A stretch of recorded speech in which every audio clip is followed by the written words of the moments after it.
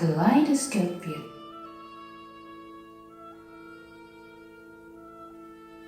Xin chào các bạn. Welcome to the 8th episode of Kaleidoscope Viet. The show is hosted by Friends of Vietnam Heritage, FVH for short, the leading culture and heritage society based in Hanoi for more than 20 years. In each episode of Kaleidoscope Viet, we explore the colorful personality of Hanoi and Vietnam, diving into this nation's rich and vast culture, heritage and tradition.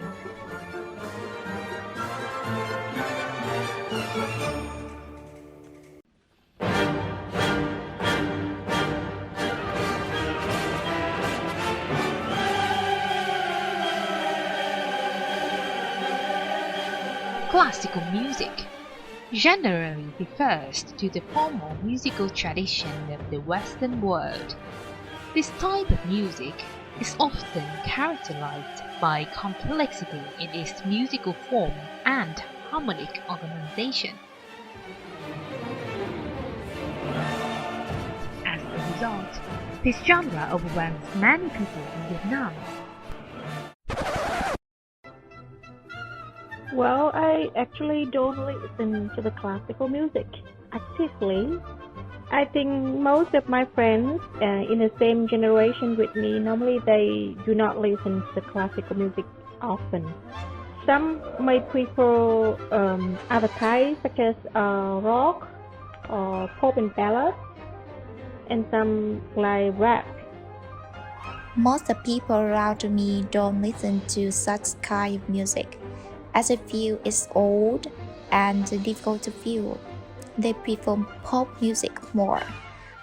Some people think it's quite intimidating, complicated, and somewhat hideous. In fact, classical music can help you release stress and be refreshed, or sometimes leave you even more energized than rock music. There is a group of young, talented artists whose mission is to bring this type of music closer to Vietnamese people. SiaM, or Shubert in a mug, delivers a cozy experience where musicians and audience can share their love of classical music in the most natural and intimate way. Today, our dear interviewer, Stella, we'll have a chat with SiaM founder, Cellist Phan Đỗ Phúc.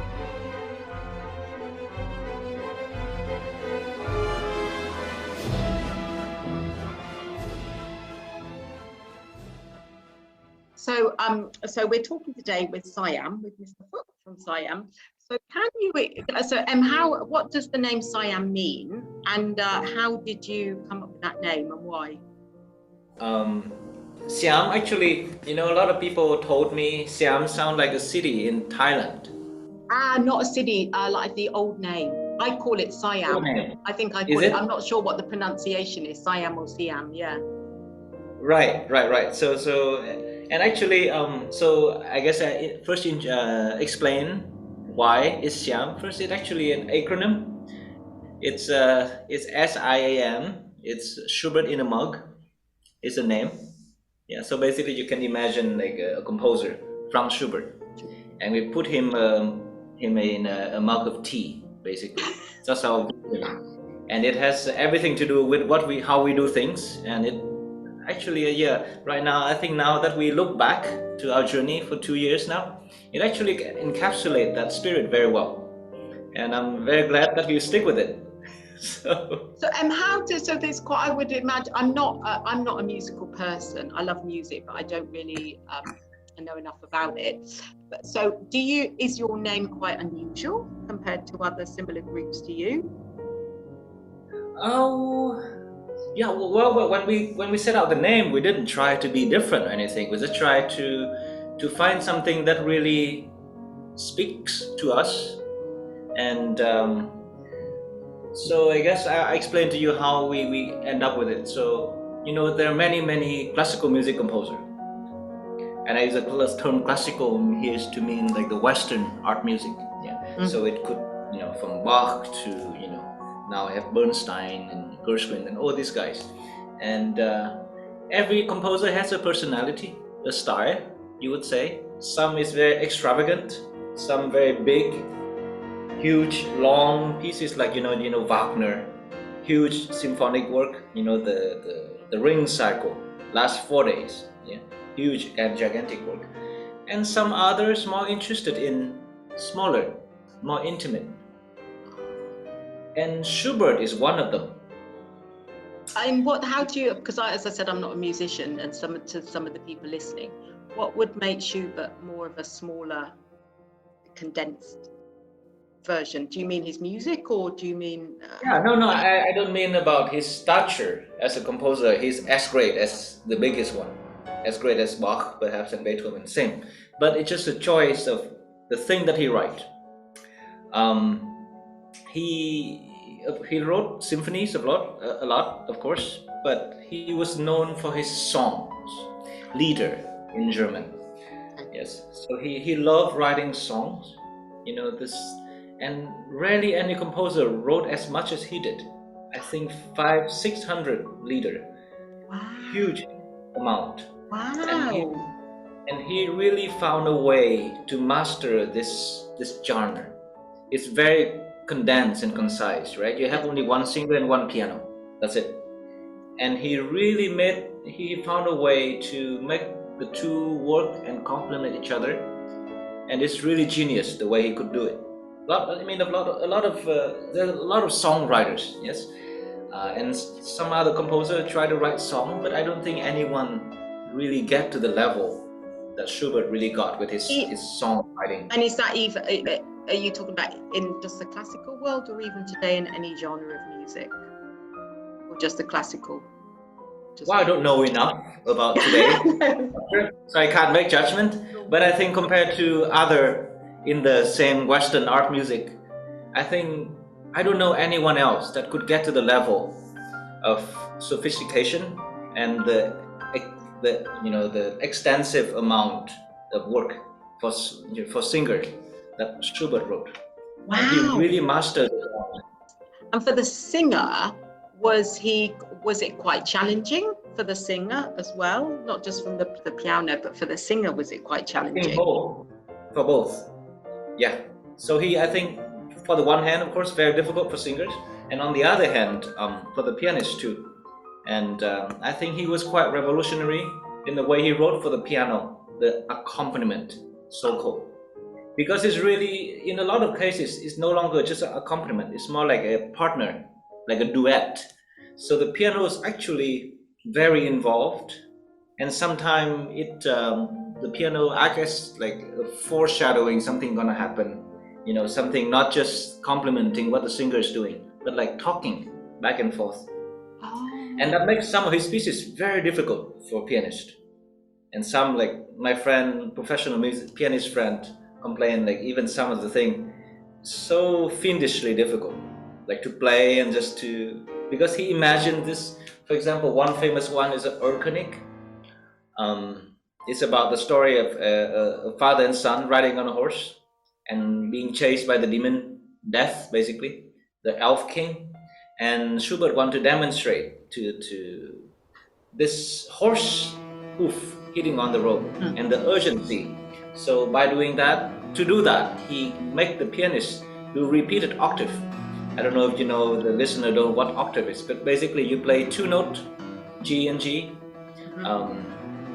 right, the whole hand, and it's very fast, and it never ends. It goes the whole piece. Does it mean that your fingers touch the key at the same time, or slightly different times? Right. So basically, I'm just simplify here, but basically the thumb and the pinky at the same time. Mm-hmm. Yeah. So pianistically speaking, when you alternate finger, it's easier to go faster, like this. Yes. Yes. But when you keep the hand in a block and you like do that, basically, our listeners, like I'm pressing my little finger and my thumb. Yeah.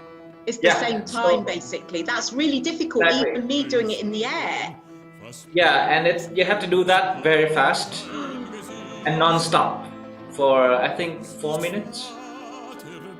So it's one of the things that just an example of how to capture his imagination.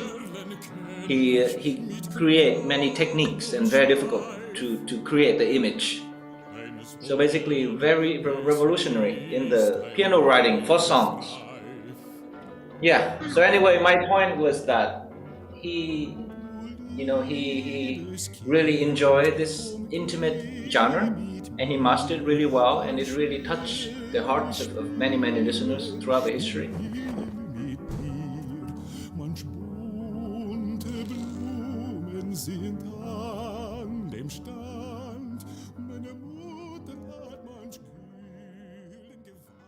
And somehow for me, I'm the founder of SiaM, and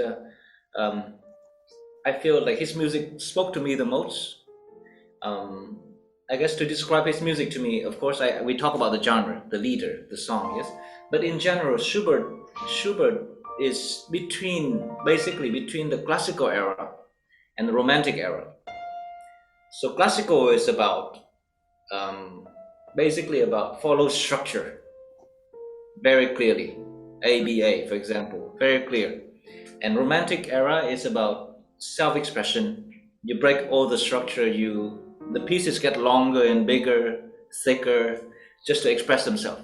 Yes. So it's being more like this free artist. You can just do what you want. There's no exactly. So you go from very strict structure to very free and breaking out of structure. So Schubert is right in between. So basically, you have this, I think, just the right amount for me, just right amount of restrained expression. So you express, but you still keep the structure in the back of your head. So I think for me, that's something speaks for me personally very well.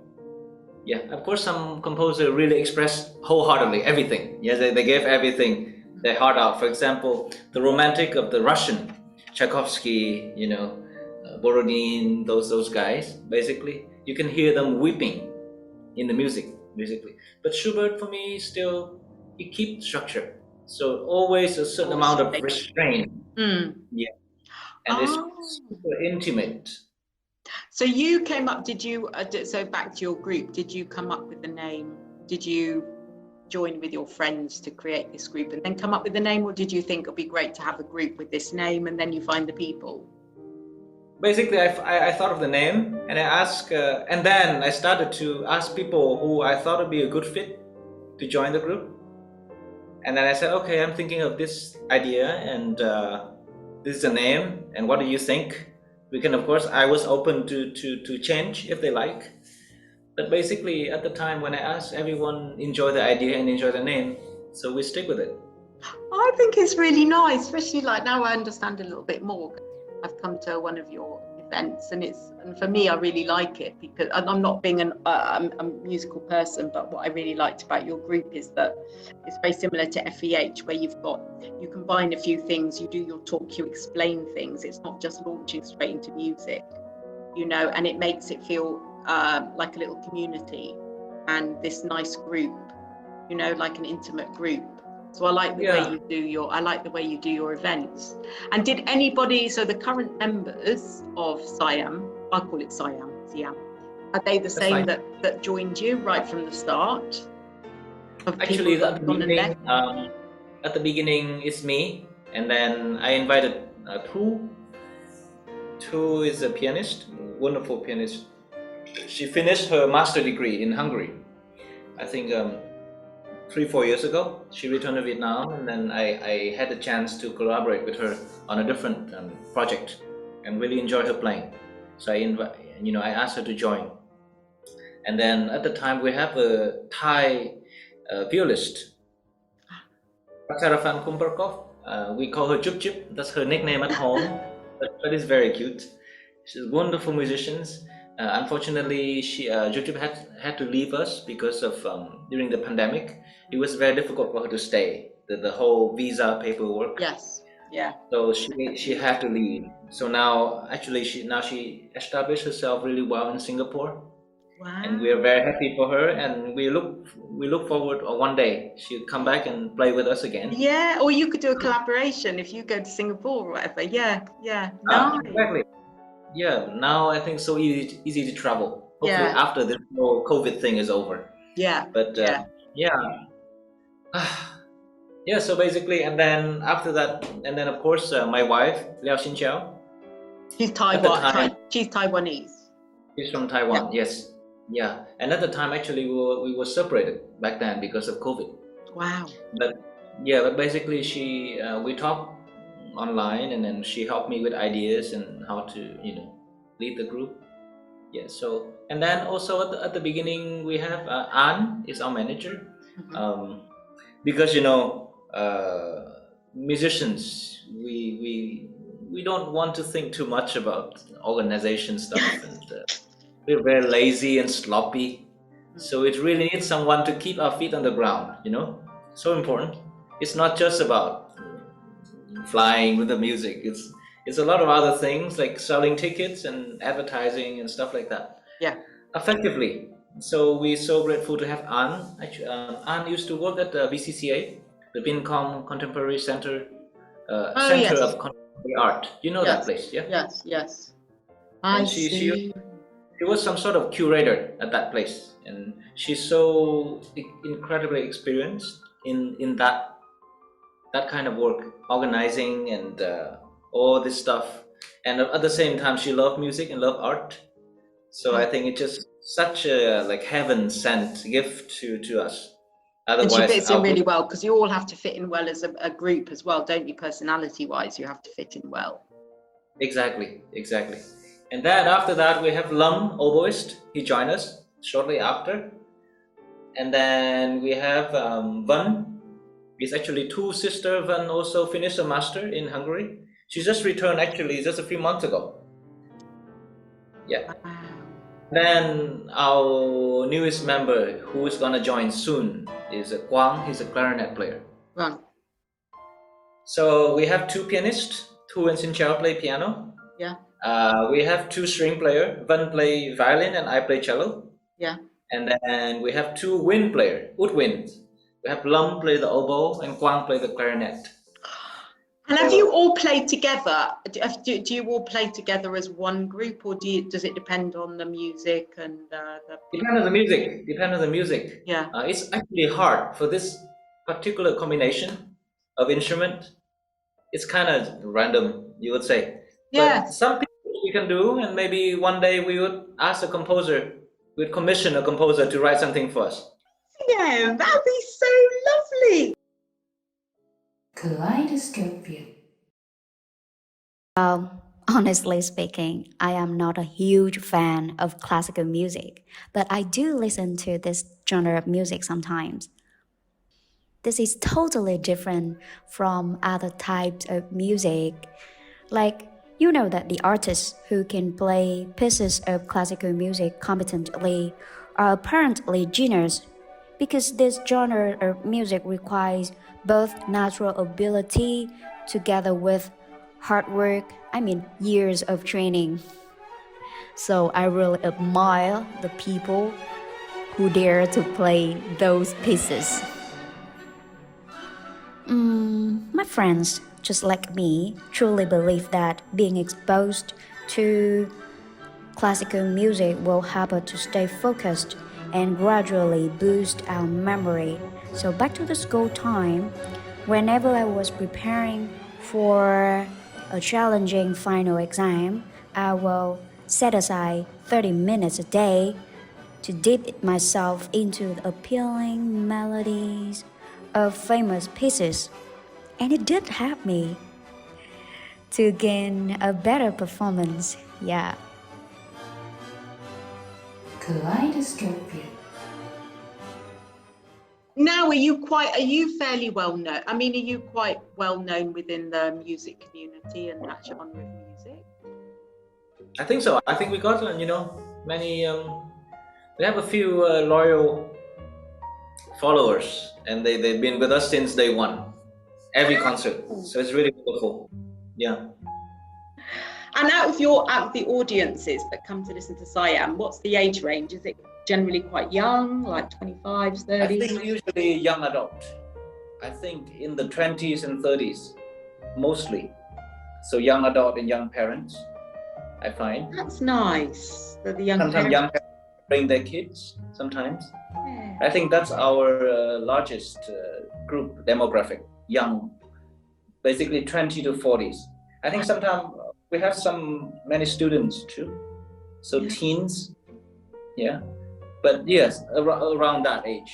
I think That's really encouraging, Em. That's so encouraging. Yeah, I think so. Really We enjoy encouraging. So you see your work as your mission and your work, it can only get better and stronger, you know, and helping to introduce the younger generation to a world of music. I hope so. We think it's something nice, something beautiful, and I hope that we hope that more people have access to it and have connection to it. I think it'd be nice, and we enjoy doing it too, so why not? Win-win. Oh, it's so nice, Em. It's so nice. Classical music is one of the music genre that I love listening to. I usually listen to classical music when reading books or just want to release my stresses of work and life. Because it's really relaxing, I had chance to be at one concert of piano and opera. The music was true and really different from when I listened via speaker or phone. Very wonderful.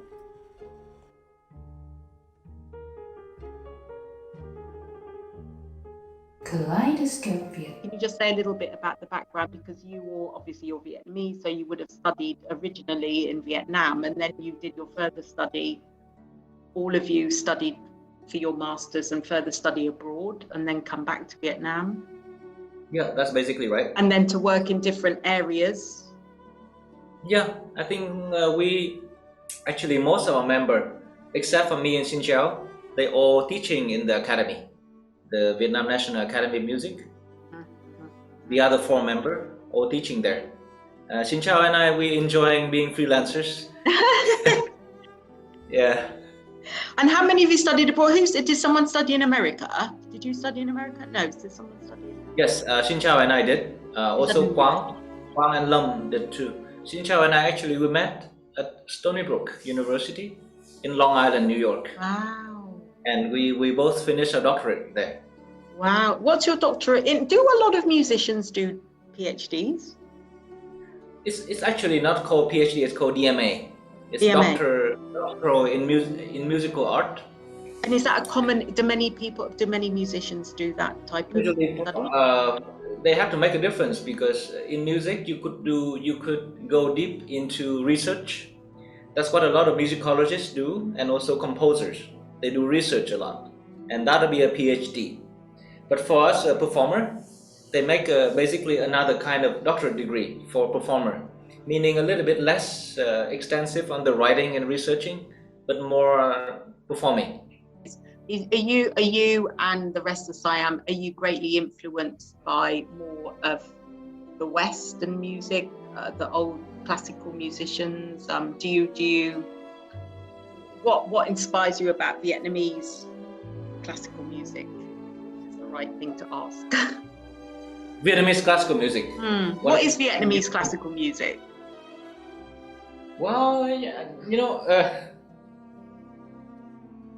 I guess you're referring to a group of Vietnamese people who enjoy playing, enjoy composing, perhaps, classical music. So I guess we understand, the classical music is the music that is an art form that has huge tradition. It's hundreds of years, developed in Europe. So now, and our tradition is quite young.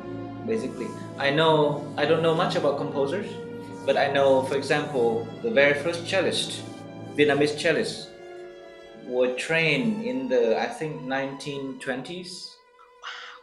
That's when we have our first cellist. Never really? Before that. Oh my gosh! Exactly. In the French time, so they were inspired, and it was the French influence. Exactly. So that's why a lot of our language, the how we call our instrument, it's from the French language. For example, the bow we call the haché is basically from the French, right? So what you're saying is the very first cellist in Vietnam, which was in the 1920s, before the French came, there was no Western classical music. So not long ago. You can see maybe I'm the 5th generation, perhaps. Yes. 4th, not long. You mean the Vietnamese traditional music? Out of interest, what is on the curriculum here if you study music in Vietnam? I mean, I know the situation when I was here. I started in the academy when I was in 2001, so that's 21 years ago, and then I left in 2007.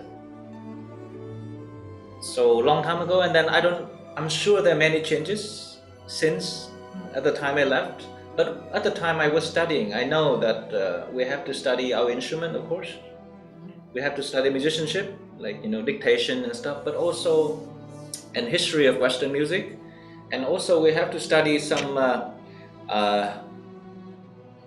how to sing Vietnamese folk tune. Oh, interesting. Yes, Yeah. yes. So yes. Every region has, like a staple folk tune. North for Phu Khai, the middle and the south. Quan Ho and you Ca Chu. sing them very differently. And the note, you can't notate them. I think certain note you have to do the some vibration, some grace notes, some ornamentation. That very, very it's basically the soul of that music, to have those ornaments, but it's not written in. So basically you learn by, they sing to you and you sing back, and Wow. you have to remember the rules. So kind of what note here and there, you have to do a little bit of ornaments here and there. So that was helpful, although I'm ashamed to say that I don't remember much. It's a long time ago, Em. But I think it was very interesting. Yes. Yeah.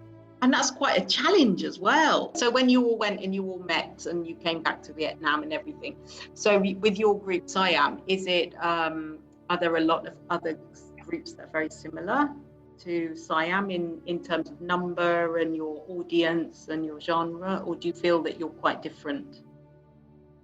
I think in the thing that actually we do, the scale, the venues, the kind of music, I think we basically pioneer in Vietnam. To my knowledge, of course, I may be wrong. Maybe there's some group that appear and then disappear in the past, or the past generation, I'm not sure. But I think this kind of series that do the music that we do at a cafe every month, curate this kind of programming. I think I don't know of any other, to my knowledge, at least. Maybe they exist, and if someone know, please introduce to me. But I don't know of. And actually, I hope that there will be more, and more different thing. Could be the same thing or something more different thing. I think would make the life of Hanoi much more interesting to have, Kaleidoscope Viet. Honestly speaking, I have never gone to any kind of classical music show because normally I don't have any kind of fellow who is willing to accompany me, So, but actually I really hope that in the coming time I have a chance to experience it, to enjoy classical music in like opera house in Hanoi, and to see how the classical music players perform on the stage. I really hope that I can have the chance to enjoy a live performance show and have a chance to get better understanding about this kind of very special music genre. Well, unfortunately, I haven't had an opportunity to be in the concert of classical music. But if I could, I really wish that I could join one. You know that having a chance to witness a range of instruments being played by talented artists would be a once in a lifetime opportunity for a person who kind of wanting to experience new things like me.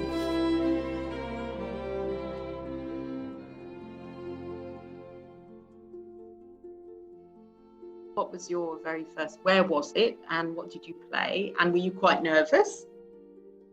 The very first one was at the Tranquil Cafe at number 5 Nguyễn Quang Bích. Yeah, the one that you went, right, Stella? Yes, yeah. That was the very first one. And at the beginning, we only have one venue at Tranquil, and we do 2 nights there. 2 nights a week, 2 nights a month, or 2 nights a week? 2 nights a month. Wow. Right. Later on, we added another venue just to change it up, so the audience can have different experience at 2 different venues and 2 different feelings.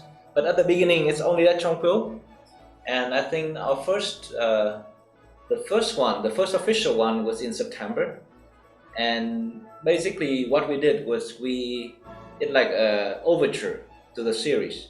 So I remember the program. I don't remember exact pieces, but the idea was to pick different tradition of music, 1 or 2 pieces. So like you get a little piece from the French Impressionists, you get a little piece from the German classical. So basically it's like a buffet, if you would say that. So a little bit of each. So we want to show our audience that classical music is not just Bach, Beethoven and Brahms, for example, and there's many colors. So we show like basically a snippet of different tradition, different era for them, and then after that, from number 2 onward, we focus more. For example, one number we did exclusively on French Impressionism, and the next number we did exclusively on, for example, we did a song cycle by Schumann only, so Schumann music. So yeah, so the first one was more like a buffet, and then after that we go deep into each type. You must all have a different genre that you like, or that you've got a favorite or you don't like. Your favorite might be something that someone else doesn't like. So how do you agree on what you want to play for every performance or every month? I mean, our group is pretty democratic in the sense that we sit together and like, all right, what do you want to play? So basically, I think we agree on a few principles when we pick program. First is we have to pick something we enjoy playing. And the secondly is we try to keep audiences in mind, in the sense that some pieces a little challenging to listen to. Some pieces too long, too hard for first-time listener. So we take that into consideration. For example, if we feature one piece that is relatively difficult to listen to in terms of length, concentration span, you have to it's longer to develop. So we put around that program some other easy listening. So just to make audience a little bit more relaxed, and then we ease them in. So that's something we try to keep in mind. Of course, now after 2 years, I feel we have more luxury to really pick what we like, because I feel the audience trusts us enough to let us pick and guide them through a journey. That I feel now we can comfortably say to our team that pick what you really want to play. I think a lot of people, of course, many people don't study music, in depth, but I'm sure they feel the energy. I mean, in anything we do, right? Yes. And the art form is basically energy transmitting, and I'm sure audience can feel if the energy is high, if the performer is interested, if the performer is prepared well. So that's something that's why we take each performance very seriously and we prepare really well for it. So yeah, that's basically it. We talk to each other, and then we decide, okay, this month I want to play this, I want to play this eventually in a few months. So we make long-term plan and we put down the pieces that people want to play, and then that's very simple. I must say that I'm very grateful being able to study abroad, and I feel strongly that this art form, my teacher told me that, and I believe it, that if you want to pursue this art form, classical music, seriously and professionally, you should spend some time abroad. And it's not just about, of course, you have wonderful teachers, but also just the lifestyle, the way of living. I think it really helped for you to understand the music. For example, I mean, just this very basic. In music, we have something called articulation. I don't know how to, in English, you articulate, right? You speak, articulate. But in music, it's basically, it's hard to explain. But some note is short, some note is long. We're talking basically about the consonant in the music. Some notes start very roughly, like k, and some note is soft, right, like m, like a n, l. And Vietnamese language don't have that very clearly. Oh, that's interesting, Em. So in a way, you're saying that the music, if you learn music in Vietnam, it sort of follows the language. I think so. It has to. That's very interesting observation. And then it's so in Western music, every phrasing you have very clear. Composer, I think I has to go from the language and the singing. Start from a consonant or end with a vowel. Something, so you soften the end, or here you have to do this and that. And of course it can be taught, but I think it's easier if you use the language. For example, English, I think very clear. I think German even better. German, Italian, French, I'm sure, or Hungarian, for example. The music has everything to do with the language, and I don't see, you cannot separate them. It built in. I think composers, sometimes they make conscious choice, but even subconsciously, the music reflect the culture, and here, like specifically the language. So I think that's one example that I can think of, that if a student can study abroad, it really help their music making. Just from speaking and listening to the language every day, it helps. I never would have thought, I'm not musical, so I never would have thought of that, but that's really interesting. Yeah, I thought so too. So could you basically just say you had 5 musicians, one from Germany, one from Italy, one from France, one from Vietnam, one from Singapore, and you put them all in a room and they all played the same piece of music. Do you think you could work out which nationality each person was if you were blindfolded? Well, I mean, that's simplifying it quite a bit, because of course it's different nationality, but who they study with. For example, I see, it's their mate, I see. I mean, I started with a British guy, and he hugely influenced my taste and my thinking. So I don't know, I'm more Vietnamese musician or British musician. I don't know. Now it less to do with the nationality, more with education. And even that, I think now, because of the popularity of YouTube, and then it's just so easy to watch someone play. And I think people, they watch and they get ideas from musicians that in the past is very difficult to. So now I think, maybe a French guy gets some, the way of, playing a piece from a German cellist and get some. So now it's all mixed. It's not so clear like before. And I presume as a musician that is easier and more of a challenge as well, more choice as well. Yeah, yes, more choice for sure, and it's easier, but I think it's harder in the sense that to create your own voice, because you hear so many people. I think in the past, because of the lack of, you cannot hear anyone, it's harder. Basically, you have to go to concert hall or radio. But now you go on YouTube and you hear a million cellists play the same piece. So it's, I guess it's a little bit harder to stay absolutely original. As a musician, or if you were a composer, do you think today it's not as good? Or personally, I think it's in my thinking, personal thinking, I think it's a great resource, educationally speaking, because especially in this country, I think we have a younger tradition of classical music. So I think it's wonderful that youngsters now have access to watching so many great artists play, and just master classes, so easily accessible to learn. I think it's wonderful. And regarding the originality, I think of course that's something you have to watch out for. But I feel like if someone is serious enough and someone dig deep enough, I think it's not such a great challenge to really be true to oneself. I think at the end of the day, it's you kind of stuck with yourself, kind of. So even if what you mean, like for example, I saw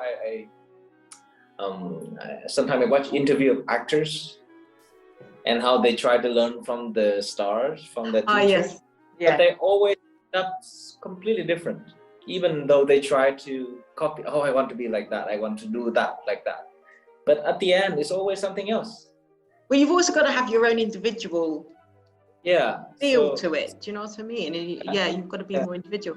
And nowadays, compared to when you were learning in Vietnam, is there a younger group of Vietnamese youngsters wanting to learn music? Is it more young people than it was before, compared to when you were studying music here?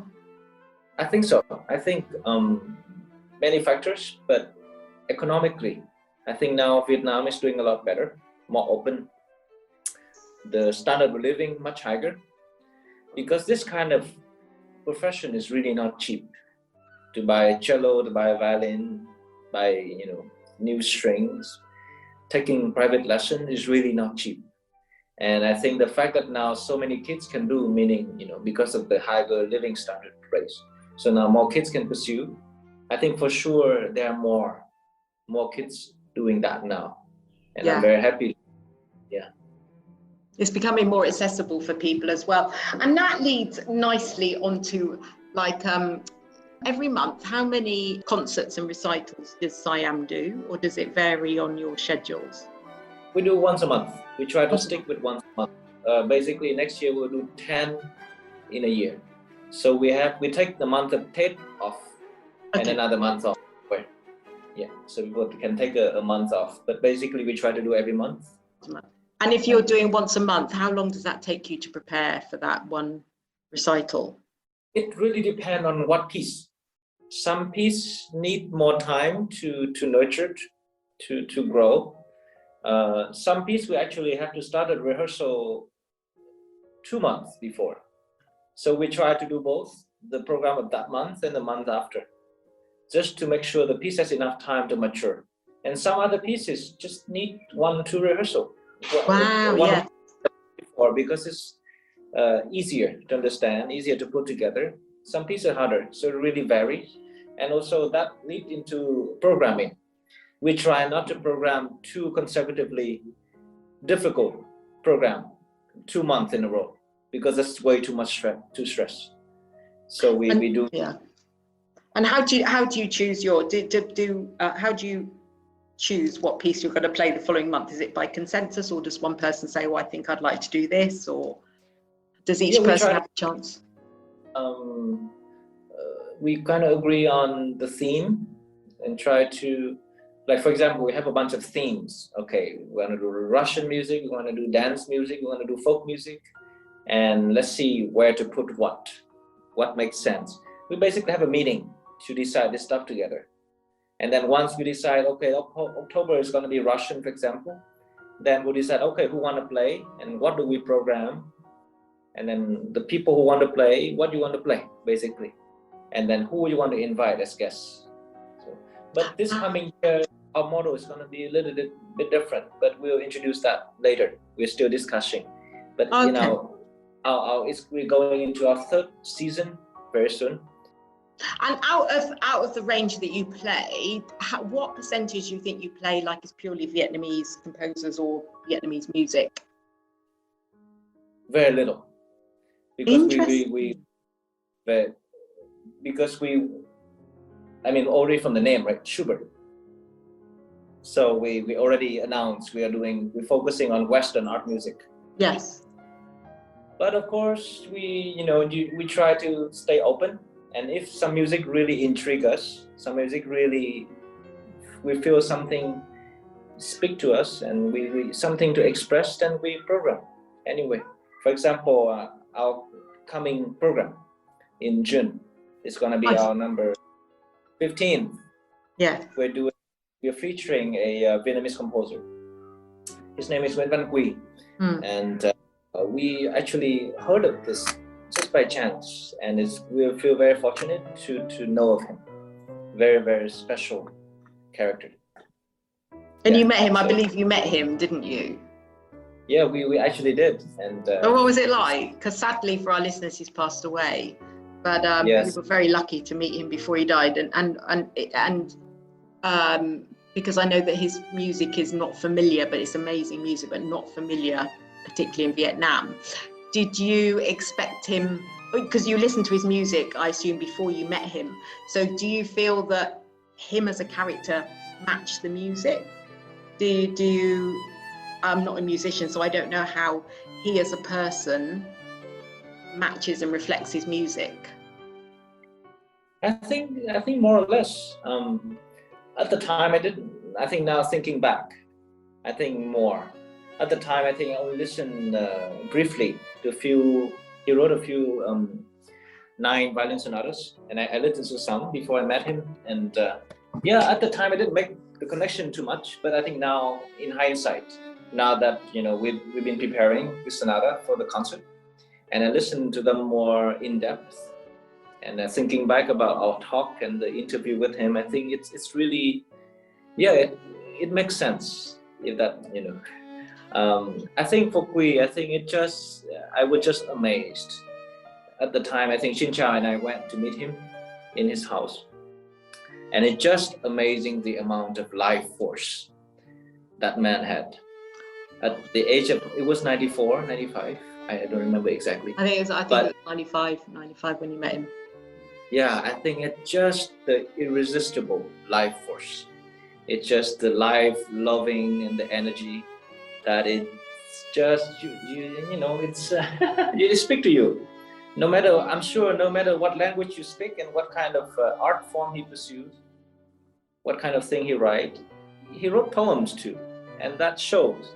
It's really always warm, generous, loving man, life loving, and it's incredible, and you could hear that in his music.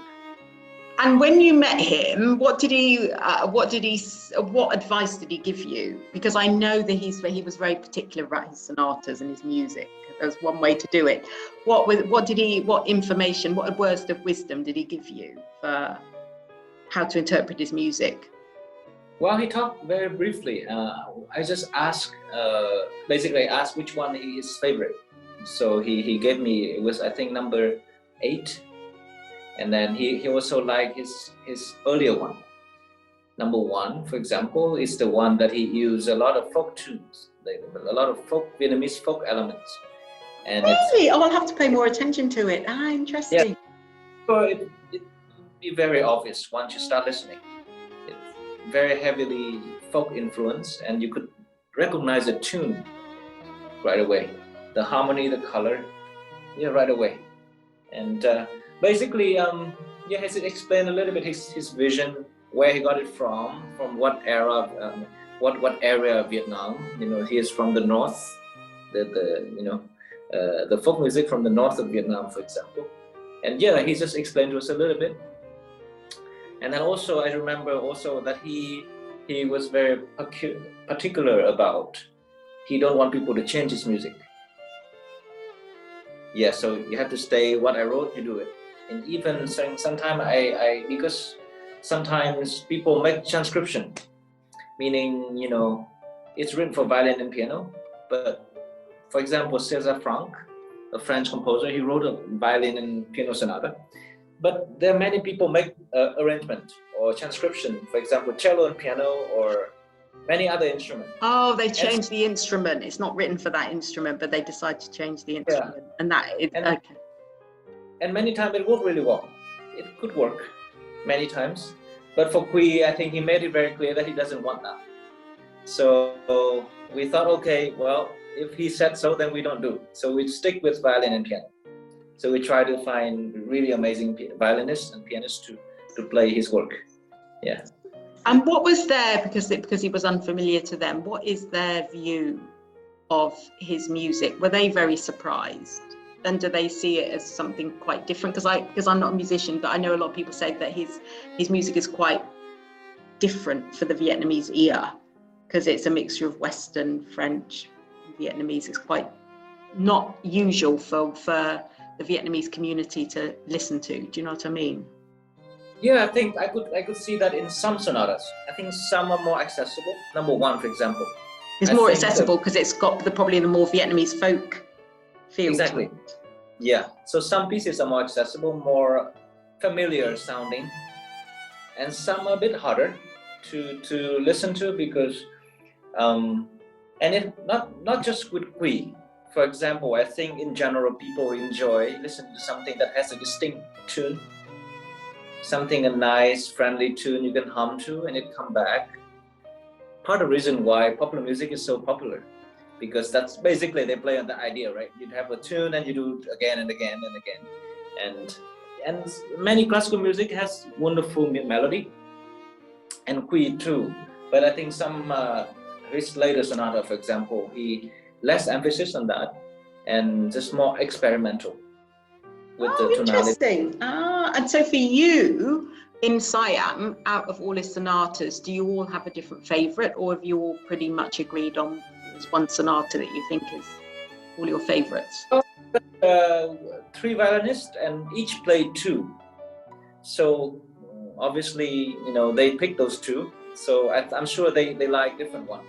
Each violinist like different one differently, so yeah, I guess I'll let them share that thoughts, because I know from my personal experience that you feel about the piece very differently when you play it, not just listening. For example, I experienced many times that some piece I don't like, or I just don't feel that interesting, but once I started studying, I love it. So yeah, so I feel like I'm not in the right position to make judgment or make a comment on what piece I enjoy. I think as a listener, I think the connection is not as deep, and I would like to hear more from the performers. From the musicians themselves. That's an interesting. That's an interesting point. Yeah, it's more interesting to hear from them. So if you go to our concert, it's going to be June 10, 11, 12. So 8 p.m. So if you come and you can listen and you can ask questions, because at SiaM we enjoy talking to our audience. Oh, that's nice. Yeah, that's something like FEH. Yeah. So after or before play, you can always ask questions. And what do you think? What do you like? And how was it working with the piece? How was it working together with pianist, or vice versa? I think it'll be very interesting, and I hope people come and question, and we enjoy that too. I mean, that's one of the things that I'm very happy with what we're doing at SiaM. It's basically we create this atmosphere that welcoming and intimate, and musicians enjoy that too. Because usually when we perform on big stage, and of course we enjoy performing on big stage, it's fun, but it's very different when you play for people that just 2 meters or 1 meter away from you, and they can hear your breath, and it's very intimate, and the conversation and the talking and the playing it feels very differently. So yeah. No, I agree. And back to you had the chance to talk to Quy and get his advice. As a musician, would you value, if some of these composers were still alive today, would you value talking to them, or do you like the freedom to be able to interpret things as you like? Because obviously you've said that Quy, you've got to do it one way. Quy doesn't want too much change with his. So do you, as a composer, do you like to have the freedom to interpret another composer's work as you like, with a little bit of freedom? I mean, if I have a chance to be able to talk to Shubert, I would take it any day.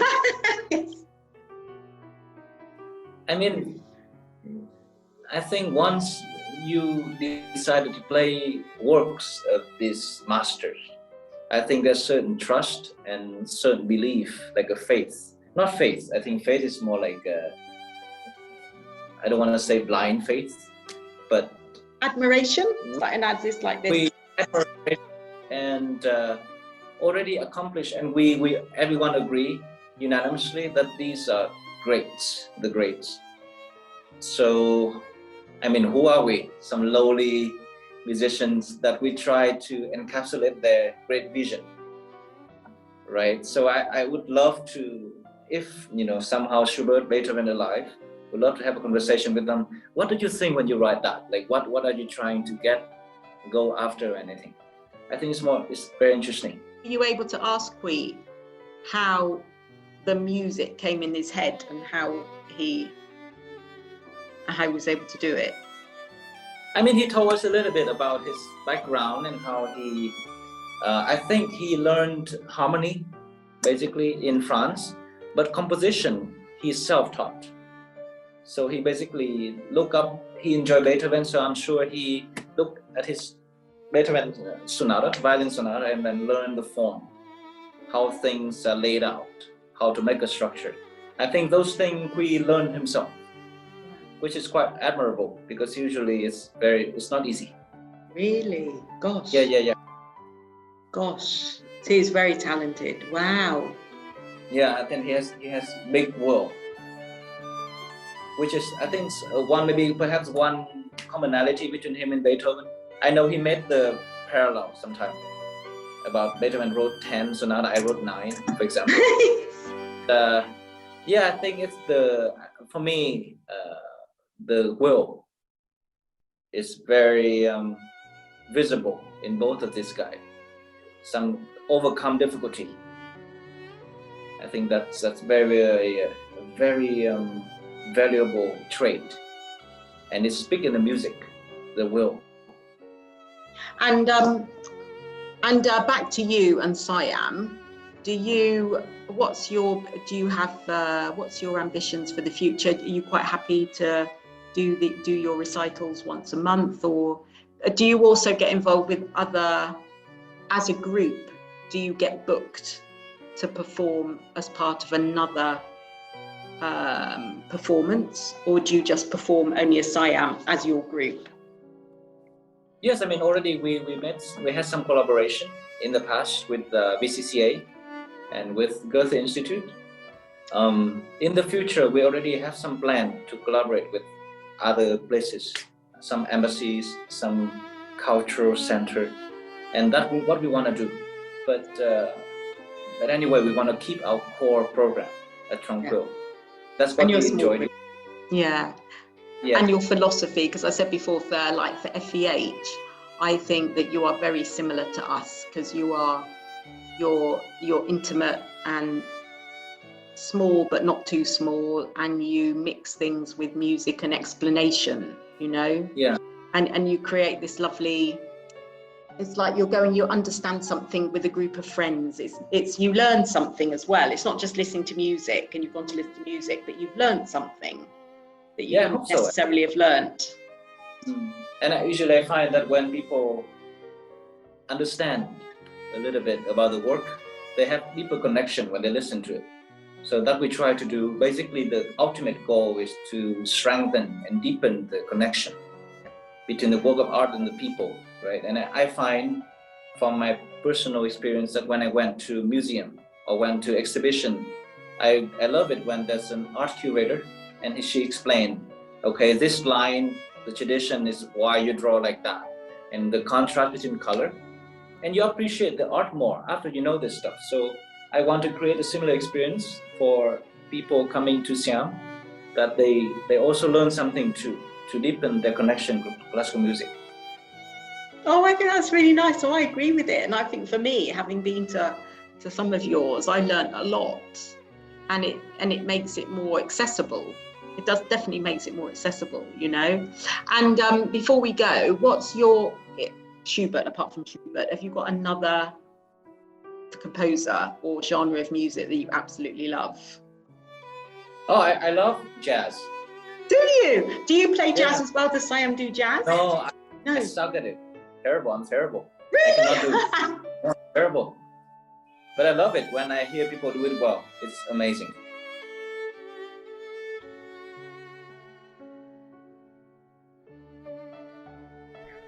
And that is the end of this episode. we hope for a future where everyone can welcome classical music from the bottom of their hearts. We will be back in the next episode with other interesting aspects of Vietnam. Tạm biệt và hẹn gặp lại các bạn.